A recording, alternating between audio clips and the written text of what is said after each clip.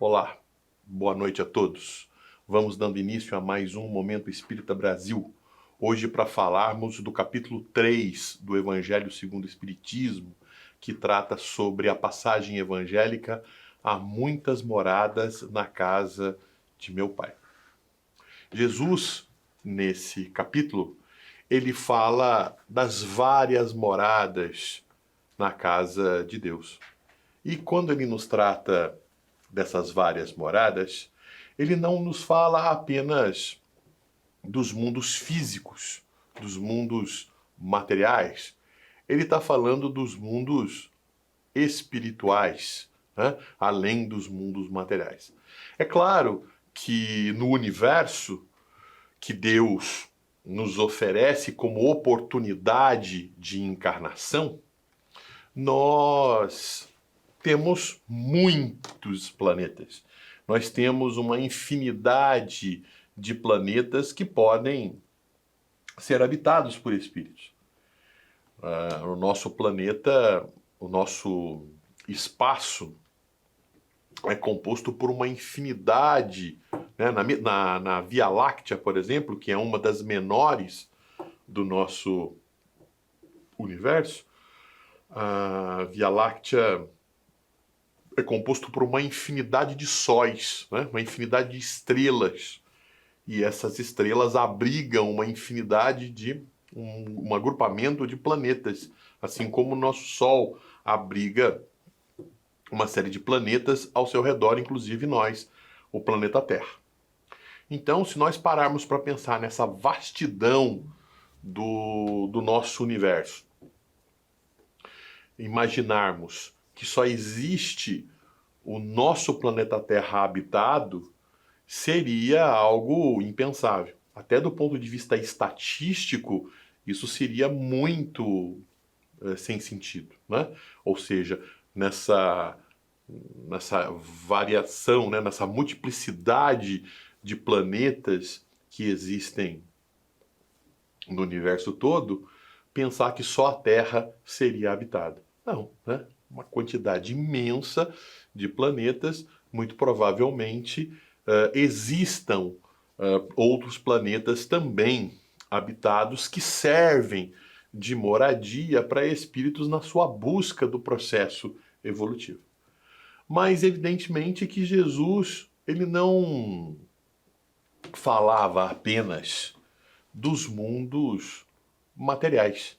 Ele também se referia aos mundos espirituais.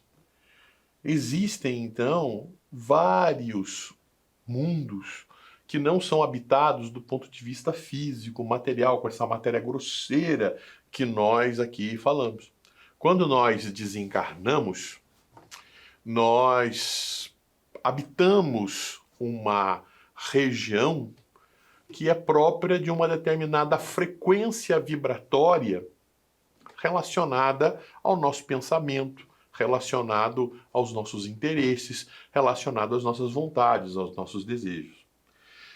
Nós já falamos aqui que nós, espíritos, quando encarnados, nós temos o nosso corpo físico, nós temos o nosso corpo físico, que é estruturado de uma matéria grosseira, de uma matéria condensada, bem materializada, vamos dizer assim, bem solidificada, e nós temos também uma matéria mais quintessenciada, uma matéria mais sutil, que nós chamamos de perispírito, que é uma matéria mais sutil, eterizada. Kardec usa a expressão quintessenciada. A palavra quintessenciada, ela tem origem, né, na palavra quintessência. E essa quintessência, ela vem exatamente da ideia de quinta essência. Bom, se tem quinta essência, é porque tem a primeira, a segunda, a terceira e a quarta essência. Bom, antigamente os filósofos gregos entendiam que tudo que existe de material no nosso mundo era composto pela combinação de 4 elementos fundamentais, de 4 essências fundamentais. A primeira delas, o ar. A segunda, a água, a terceira, a terra e a quarta, o fogo. Então era a mistura desses elementos que gerava todas as demais variedades de matéria que compõem o nosso mundo, a matéria grosseira, né? Entretanto, é o que eles chamavam de matéria sublunar, ou seja, a matéria que existia abaixo da Lua, a matéria grosseira. Mas a matéria supralunar, ou seja, a matéria que era composto do universo, que era composto dos planetas, que era composto exatamente o que a gente percebe no céu, né? O que a gente olha lá, onde os planetas orbitam em torno do Sol, era composto de uma matéria também, só que de uma matéria mais sutil, de uma matéria mais eterizada, de uma matéria extremamente mais purificada em relação a essas demais quatro essências. Eles chamavam essa matéria de quinta essência, né? Que então seria uma quinta essência, seria uma matéria, era o éter, era eterizada, né? Então, daí a gente dá o nome daquela substância, né, que é o éter, que quando que ela está no estado líquido, que serve para a gente limpar uma ferida, né, que serve para a gente fazer asepsias, mas quando a gente esquece o vidro aberto, logo vai ver, ela já desapareceu, ela sumiu. Por quê? Porque o líquido evaporou, né? O líquido, o éter ficou eterizado, ele evaporou, né? Ou seja, ele está no estado líquido, sob uma pressão, sob uma determinada temperatura. Se você deixar ali aberto, aquela coisa toda, ele evapora. Então, essa ideia, né, de que existe uma matéria mais sutil. E Kardec reforça essa ideia. Não que exista essa matéria sutil, né, eterizada, que compõe os planetas, então somente. O éter não é só isso. Kardec vai falar que existe matéria em diferentes estados dessa eterização, esse estado de quintessência, esse estado de sutilidade, né? Sutileza. Ou seja, ele diz respeito a essa questão, vamos dizer assim, existem corpos extremamente grosseiros. Imagine a água, por exemplo, né? Você pode encontrar água no seu estado sólido, que seria o estado de mais condensação da matéria que a gente pode ver, mas você aquece essa matéria, ela pode ser, o gelo, né, o sólido, pode se transformar em água líquida. Estava água sólida, agora virou água líquida.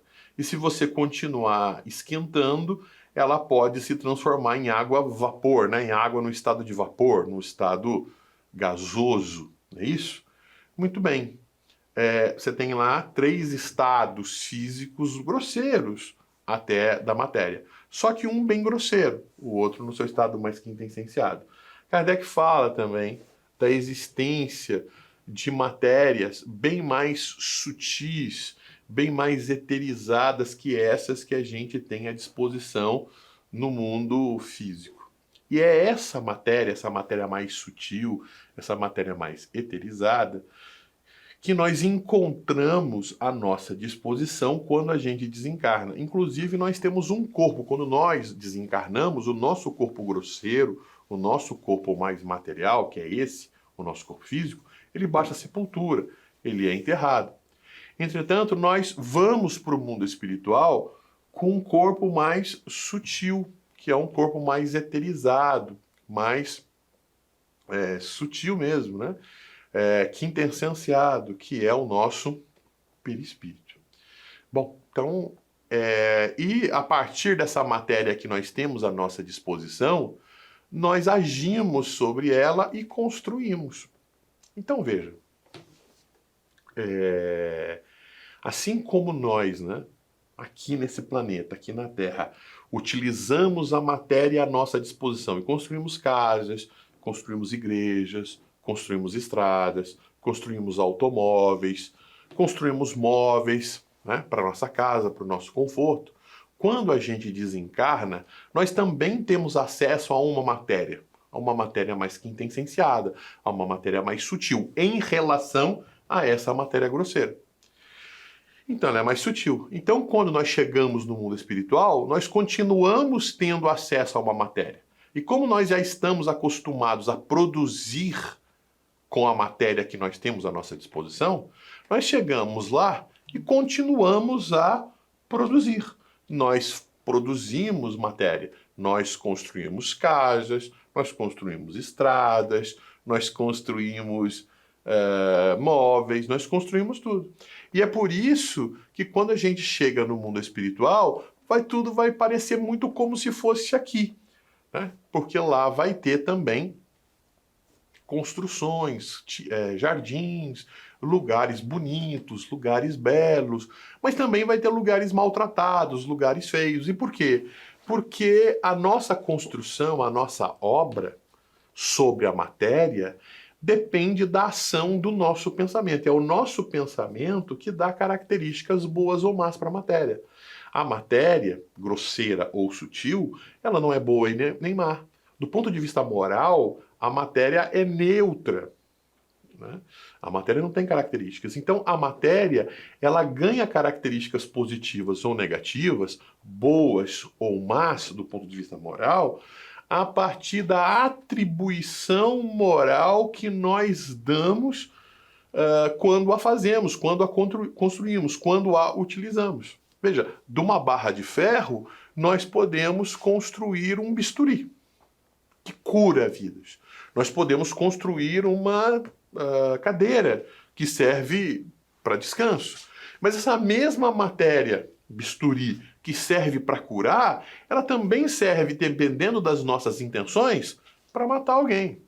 Uma cadeira que também serve para oferecer descanso para alguém cansado, né? Se a gente pegar e tacar na cabeça de alguém, ela também serve como uma arma. Então a matéria, ela não é por si mesma boa ou má. Em essência, ela é neutra, ela não tem características morais. Quem dá características morais, boas ou más, para a matéria, somos cada um de nós. Sou eu, você, todos nós, né? Então, quando nós chegamos no mundo espiritual, quando nós desencarnamos, nós vamos habitar esse mundo espiritual e vamos ter matéria à nossa disposição. E como nós vamos ter matéria à nossa disposição, nós vamos poder criar, assim como nós também podemos criar aqui no nosso planeta. Só que a matéria que nós temos aqui é grosseira, a matéria que nós temos lá é sutil em relação a essa aqui. Então, hoje nós enxergamos, vemos, percebemos, interagimos com essa matéria grosseira, né? Amanhã, desencarnados, né, no futuro, desencarnados, nós vamos ter acesso à matéria mais quintessenciada. Os encarnados não podem enxergar, porque essa matéria é quintessenciada, porque essa matéria é sutil, então os olhos, as nossas percepções não existem. Mas os espíritos existem, eles têm corpos e eles habitam um determinado lugar no espaço, só que numa determinada frequência, né? Eles habitam, estão entre nós, habitam a nossa casa, habitam o nosso lugar de trabalho, habitam as nossas ruas, habitam as nossas avenidas. Mas se nós pudéssemos ver as avenidas dele, que coexistem com as nossas avenidas, se nós pudéssemos ver as casas deles que coexistem junto à nossa casa, tem características muito particulares, muito específicas deles. Eles criam, eles estabelecem criações muito próprias dele. Mas como eu não vejo, como eu não percebo? Porque me falta sensibilidade para perceber essa frequência de energia. Veja, nós não vemos tudo. Os nossos olhos são sensores que enxergam impulsos visuais, a gente enxerga determinadas frequências luminosas.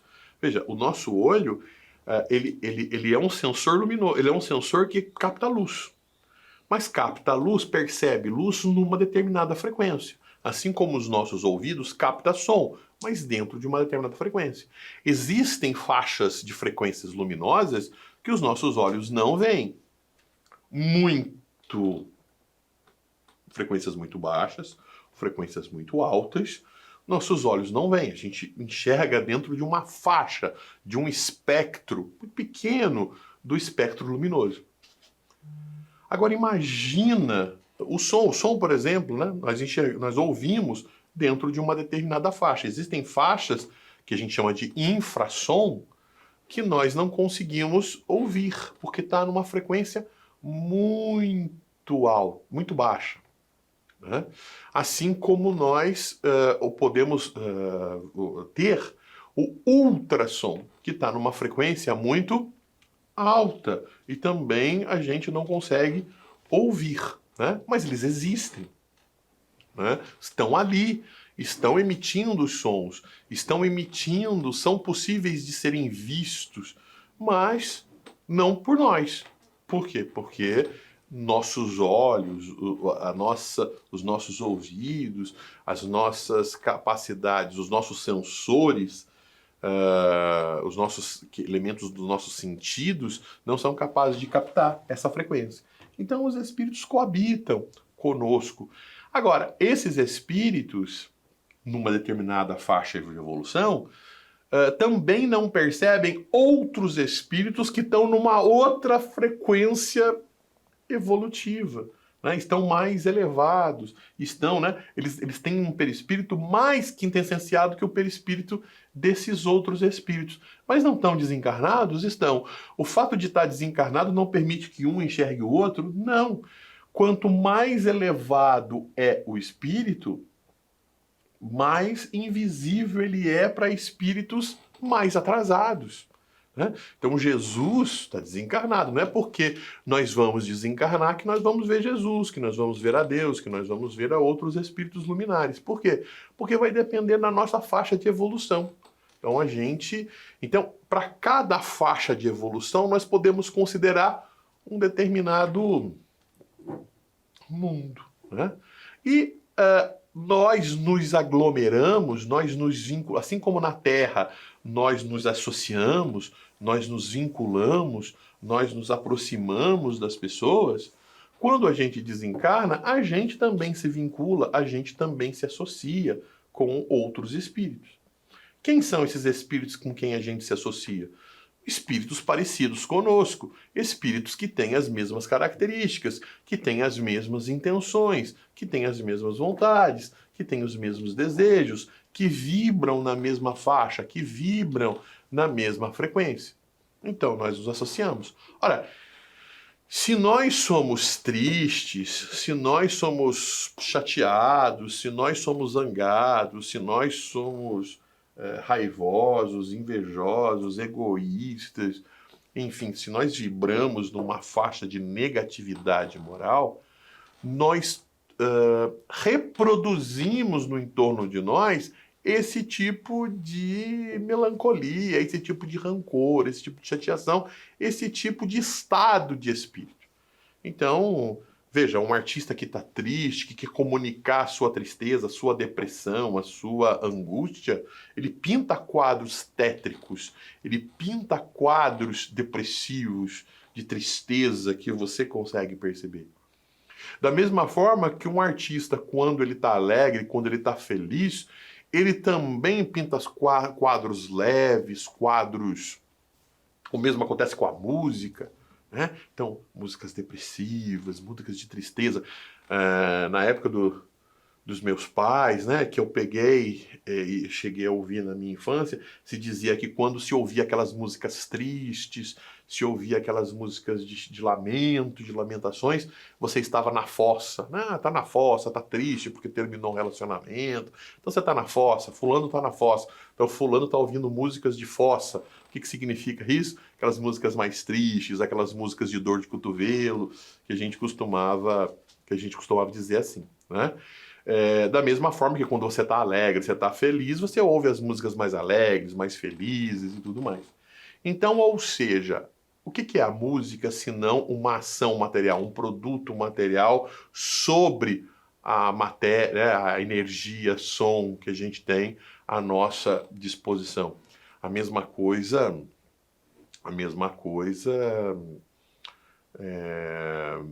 nós fazemos com os quadros, nós fazemos com as nossas construções, nós fazemos com os nossos móveis.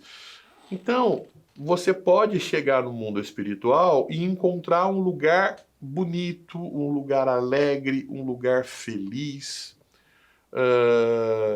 um lugar convidativo, agradável de estar, mas você também pode encontrar lugar triste, lugar lúgubre, lugar depressivo, angustiante.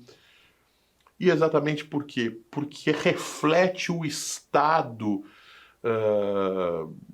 dos sentimentos, das intenções dos espíritos que lá habitam.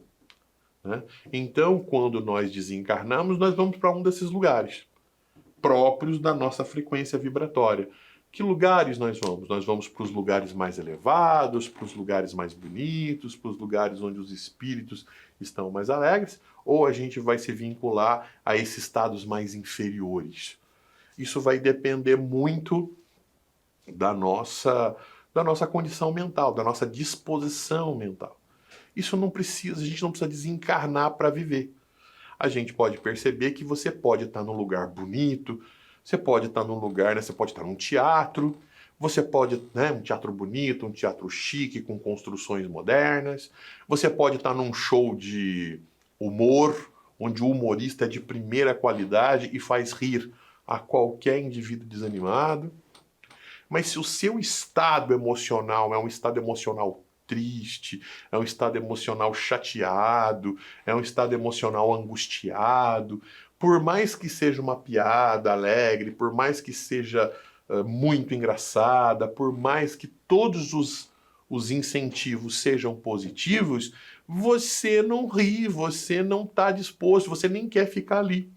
Né? Por quê? Porque não diz respeito à sua condição de espírito. Você não é coerente com você. Você quer se isolar, você quer um lugar em que você possa ficar sozinho com as suas tristezas, de repente encontrar alguém que vá ouvir as suas tristezas e vai falar também das suas tristezas. Às vezes você vai se sentir mais em casa, mais de acordo com você nessa situação do que em outra. Então, ou seja, se aqui na Terra mesmo, se aqui no planeta, nós podemos estar em lugares físicos X, nós habitamos uma casa mental. Né? Nós estamos nesse corpo. Esse corpo está num determinado lugar, agradável, bonito, arejado, iluminado. Mas o meu espírito está sombrio. Né? E apesar de estar ocupando esse corpo, o primeiro lugar que eu ocupo é a minha casa mental. Eu moro na minha casa mental. E se a minha casa mental ela é triste, ela é lúgubre, ela é angustiante, é nesse lugar em que eu estou. E é nesse lugar em que eu vou ficar. Então Deus não cria infernos, Deus não cria lugares de danação, né, para que os espíritos paguem, para que os espíritos espiem, para que os espíritos sofram, para que os... Não, não é essa a intenção de Deus. Deus é Pai, Deus é amor, Deus quer sempre que a gente esteja bem. Então ele não criaria um lugar de sofrimento, danação e de punição eterna.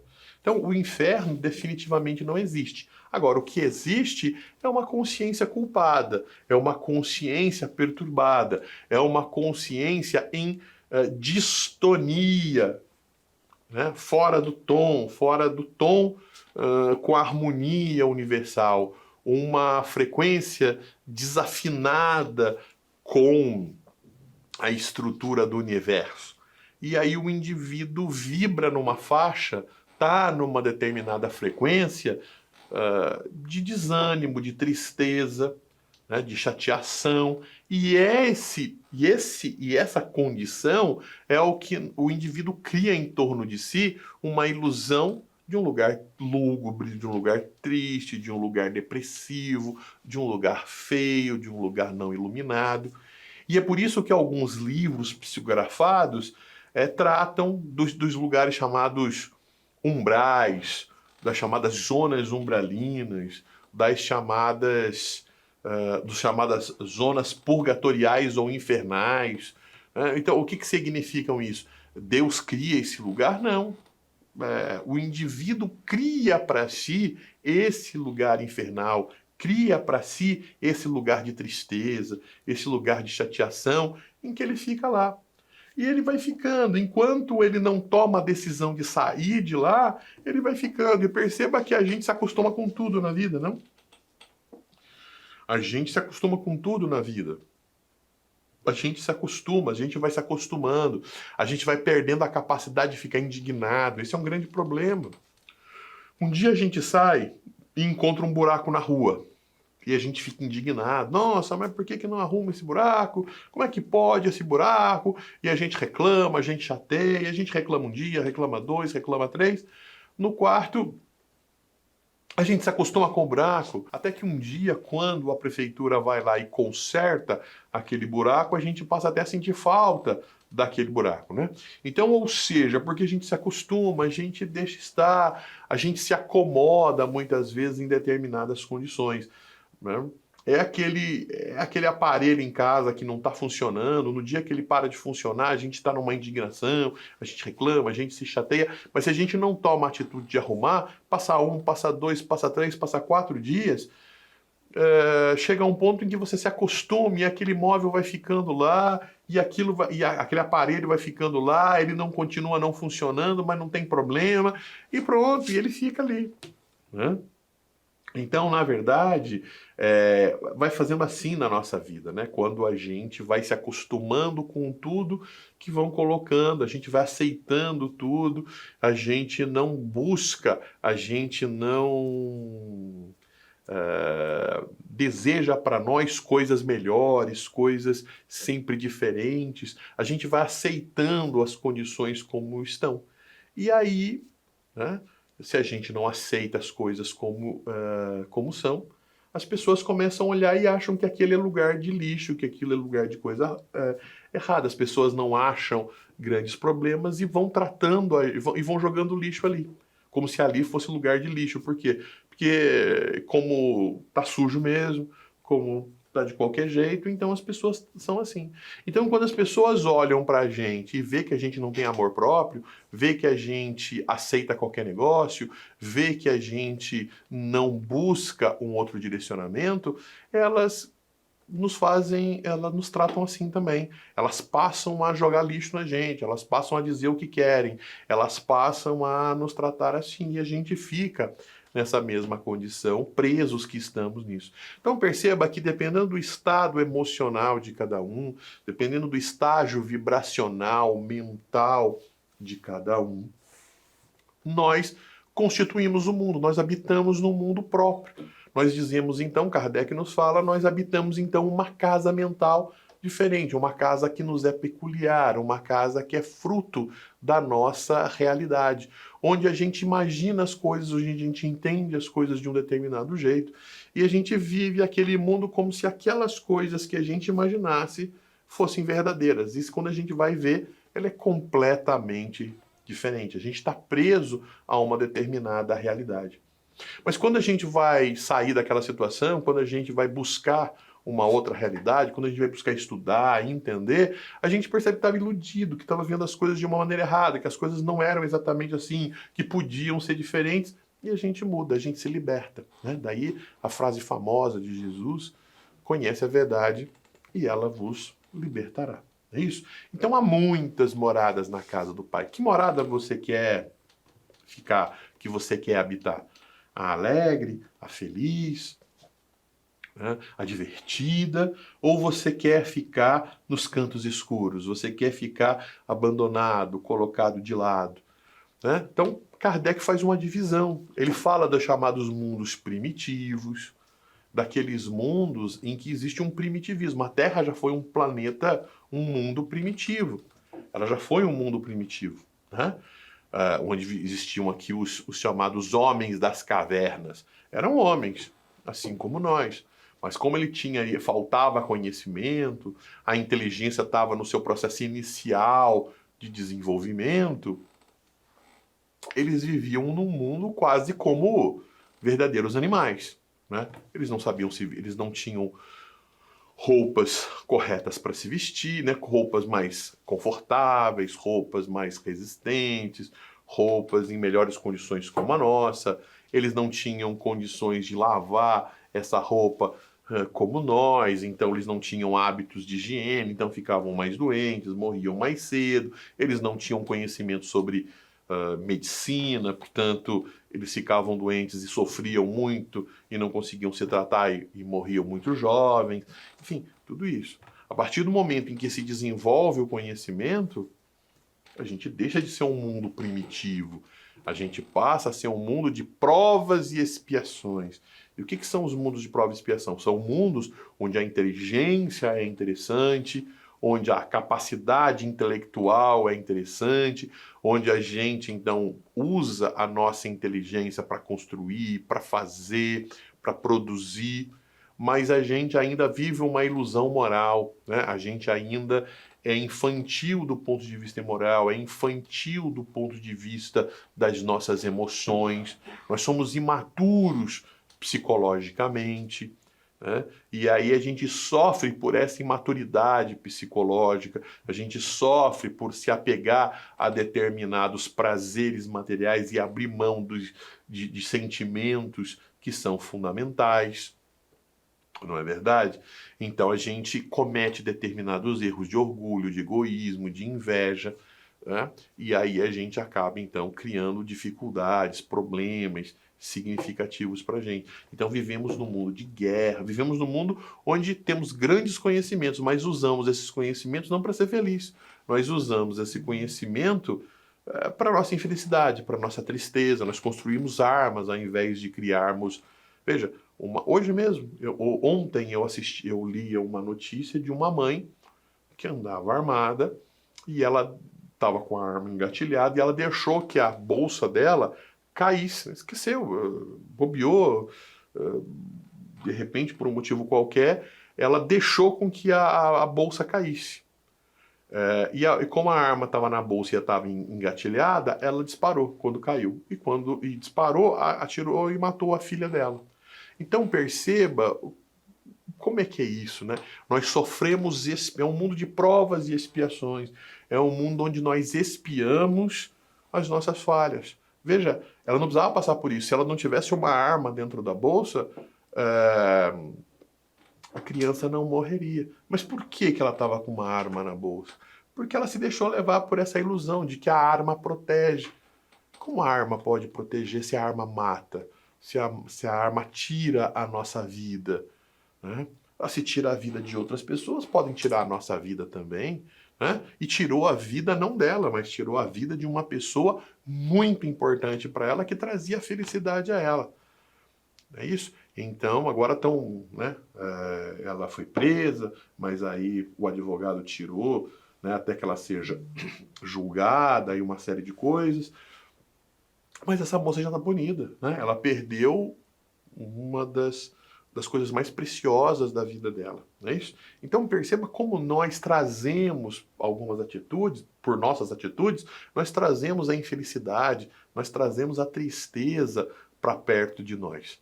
Então nós temos que tomar cuidado com essas nossas atitudes, né? Percebermos quanto o nosso mundo é um mundo de sofrimento, de dor. Vai chegar um momento em que nós vamos nos transformar num planeta de regeneração, num planeta onde nós teremos provas ainda para passar, porque provas são oportunidades de aprendizagem, são oportunidades de ensinamentos para que a gente evolua, para que a gente entenda. Mas a gente não terá mais expiação. Expiação são consequências de atos errados. Então, como a gente já não vai cometer mais atos errados, a gente não sabe tudo. A gente vai continuar aprendendo, então a gente vai continuar passando por provas. Mas como a gente já sabe, já está mais elevado, já sabe bastante coisa, erros primários a gente não vai cometer. E se a gente não comete mais erros primários, a gente já não mais expia. O dia que o mundo já não cometer mais o erro primário de produzir armas, O dia que nós acabarmos com os exércitos, o dia que a gente acabarmos com as armas nucleares, não teremos mais guerras, não teremos mais violência, não teremos mais as dores de perder alguém por um acidente com armas. Essa dor nós não teremos mais, né? Então nós não vamos ter mais que espiar essa situação. Então nós passaremos ao que Kardec chamou de mundos de regeneração. Até que quando a gente, depois de ser provado e a prova nos trazer conhecimento, nós vamos estar num estado de conhecimento tão amplo em que a gente só vai acertar. E à medida que a gente só acertar, a gente vai viver então nos chamados mundos felizes e divinos, né? Um dia a Terra chegará, sei lá, até esse ponto. Hoje nós estamos vivendo a Terra um mundo de provas e expiações.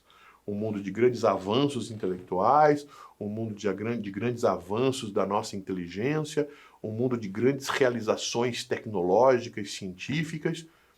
Contudo, um mundo onde pai mata filho, onde filho mata pais, onde a guerra ainda assombra os nossos sonhos, onde mulheres são estupradas, crianças são abandonadas e violentadas, né? Então, um mundo onde ainda, e que podemos reencarnar, então podemos reencarnar também nessas situações, um mundo onde a violência acontece a cada 1 minuto, 2 minutos, então basta lá um dedo, uma violência está sendo cometida, um suicídio está sendo cometido, um mundo de provas e expiações. Chegaremos ao mundo de regeneração, onde não precisaríamos de tanto sofrimento, de tanta dor, até atingirmos os estados de mundos felizes. Até lá, uma grande caminhada teremos de realizar. Mas, com fé, com dedicação e com esforço, e com a busca pelo reino divino, pelo reino de Jesus, no ensinamento, cumprindo ou buscando o comportamento que ele nos ensina, podemos chegar lá um pouco mais rápido. Vai depender de cada um de nós, né? Se nós queremos avançar mais rápido ou se a gente vai continuar andando com a formiguinha. Me lembra aquela música, né? Ainda vai levar um tempo, né? Porque assim caminha a humanidade, a passos de formiga e sem vontade, né? Então, que um dia possamos fazer passos mais largos, que possamos caminhar com mais vontade, para que cheguemos a esse estado de felicidade que tanto desejamos, que tanto almejamos. Bom, vamos chegando ao fim de mais um Momento Espírita Brasil. Eu agradeço a você aí que ouviu, que nos viu. Coloque sua pergunta, coloque seu questionamento, que a gente vai estar respondendo aqui. Na próxima semana voltamos para o capítulo 4 do Evangelho segundo o Espiritismo. Aguardo você. Até lá. Boa noite.